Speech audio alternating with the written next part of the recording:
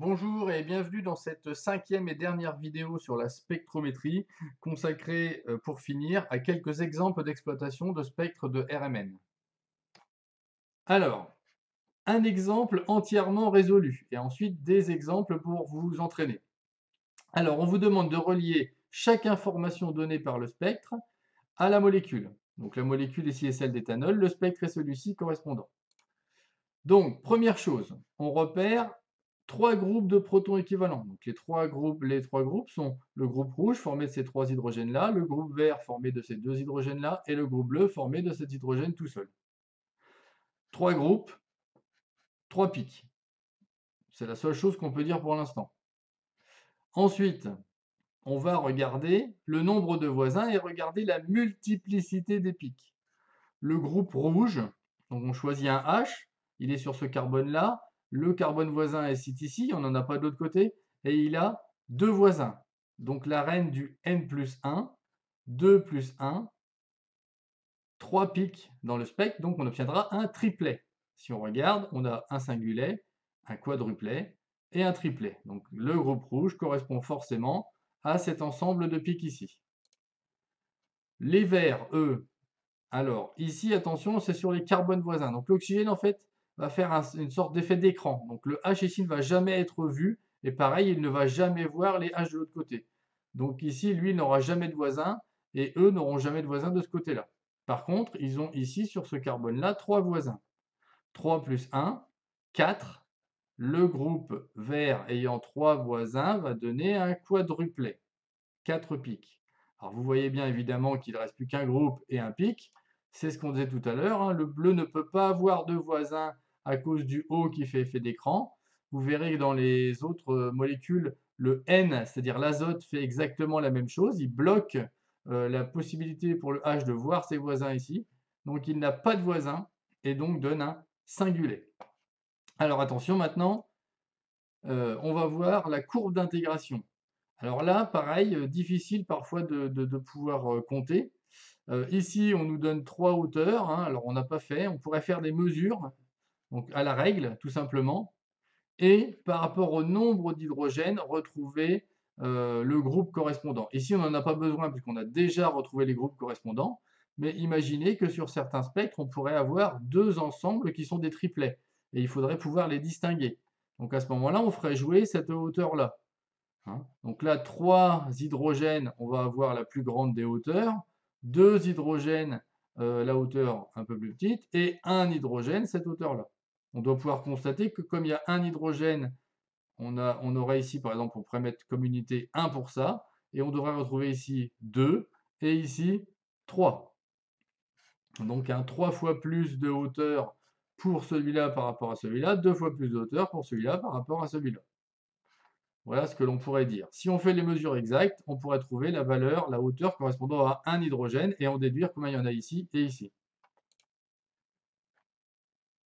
Donc voilà tout ce qu'on peut dire sur la courbe d'intégration. Alors ensuite, en regardant le tableau, on voit que les H qui sont à côté d'un CH2 donnent toujours un signal à 1 ppm. Donc c'est ce qu'on voit ici, pour ce groupe rouge ici. Les groupes à côté d'un OH, donc c'est ceux du vert, sont entre 3 et 4. C'est ce qu'on voit ici. Alors après, plus difficile, d'ailleurs, si vous regardez le tableau, il ne correspond pas aux valeurs données. Le H se trouve à 5 ici, mais pas dans le tableau donné précédemment. Évidemment, dans les types bacs, les tableaux correspondront aux valeurs que vous devez trouver. Allez, un exemple, attention, relier le nombre de groupes et le nombre de signaux et le nombre de pics et de nombres voisins dans le groupe et la courbe d'intégration. Donc, vous faites une pause et je donne la solution juste après. Donc, on a bien deux signaux puisque on a ici deux groupes de protons équivalents.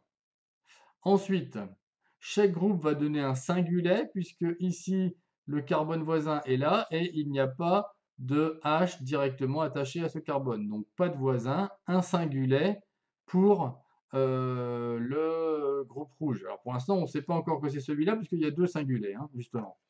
Donc le groupe bleu, pareil, un O, donc effet d'écran, pas de voisin, zéro voisin, plus 1 singulet. Donc les deux donnent un singulet, on va être obligé de regarder la courbe d'intégration pour déterminer à qui appartient le pic là et ce pic là. Donc là, on voit bien qu'on a une hauteur de 1, c'est ce qu'on a vu en début de vidéo, une hauteur de 3,2 ici. Alors ça, évidemment, ce sont des mesures à chaque fois, donc ça tombe jamais juste, hein. Dans l'idéal, on devrait avoir 1 et 3, hein, puisqu'on a un hydrogène et 3 ici. Mais il va falloir être capable de voir que le 3 ici, c'est quasiment 3 fois plus que le 1 là. Donc il y a 3 fois plus d'hydrogène dans ce groupe-là que dans celui-là. Donc forcément, le groupe rouge donne le signal qui est à droite, le groupe bleu, le signal qui est à gauche. Allez, exemple 2, on recommence, petite pause, vous cherchez à relier le nombre de groupes et le nombre de signaux, le nombre de pics et le nombre de voisins, le nombre de H dans le groupe et la courbe d'intégration. Je donne la solution. Donc, ici, on a une molécule qui est parfaitement symétrique. On retrouve exactement les mêmes groupes dans les 3 branches. Donc, tous ces atomes-là entourés en vert appartiennent à un seul et même groupe. De la même façon, tous les hydrogènes dans les ronds rouges appartiennent à un seul et même groupe de protons équivalents. Ils ont vraiment le même environnement chimique. Donc, 2 groupes seulement, 2 ensembles de pics. Combien de pics à l'intérieur? Le groupe vert, donc on en regarde un, il a un N à côté, donc pas de voisin, et un C ici qui a 3 hydrogènes. Donc il a 3 hydrogènes voisins, ce qui veut dire 3 plus 1, 4 pics dans le signal, un quadruplet. Le seul quadruplet, c'est celui-là. Donc le signal de gauche correspond au groupe vert. De la même façon, le groupe qui est entouré en rouge a 2 voisins et donc va donner un triplet, c'est-à-dire un ensemble de 3 pics, qui est donc forcément le signal de droite. On peut vérifier sur la courbe d'intégration que le groupe rouge contient 1,5 fois plus d'hydrogène que le groupe vert, ce qui est bien ce que l'on constate puisqu'il y a 9 hydrogènes dans le groupe rouge et 6 dans le groupe vert. 9 divisé par 6, 1,5. Allez, pour finir, un dernier exemple, exemple numéro 3. Encore une fois, petite pause pour avoir le temps de répondre aux questions. Une fois que vous revenez, je vous donne la solution. Donc toujours pareil, relier le nombre de groupes et le nombre de signaux, le nombre de pics et le nombre de voisins, le nombre de H dans le groupe et la courbe d'intégration. Donc ici, on se trouve avec une molécule qui comporte 5 groupes différents, tous différents.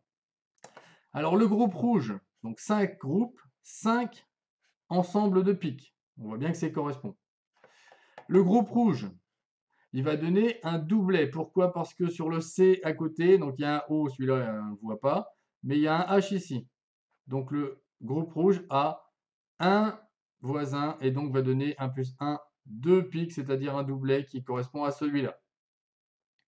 On voit encore à nouveau que pour la courbe d'intégration, 1 correspond à peu près à 1 hydrogène. Donc ici, le 3 correspond bien à 3 hydrogènes. 3, 3,3. Je rappelle que 1, 1,1, vous voyez qu'ici on trouve bien 1,1, 1,1 fois 3, c'est bien 3,3.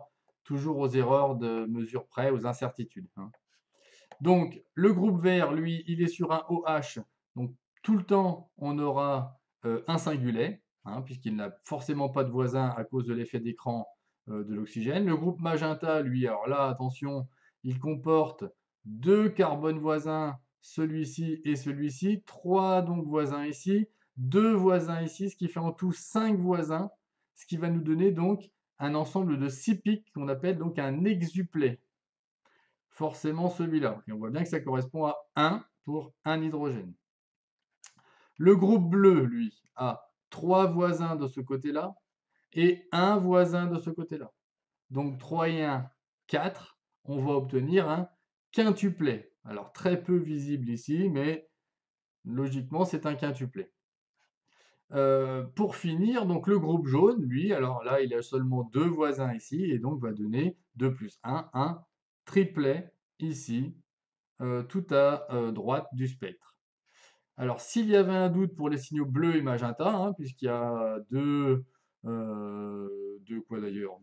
courbes d'intégration de 1 et 1, on pourrait avoir le problème résolu avec le nombre de multiplets. Voilà, cela termine la série de vidéos sur la spectrométrie. Je vous remercie. Au revoir.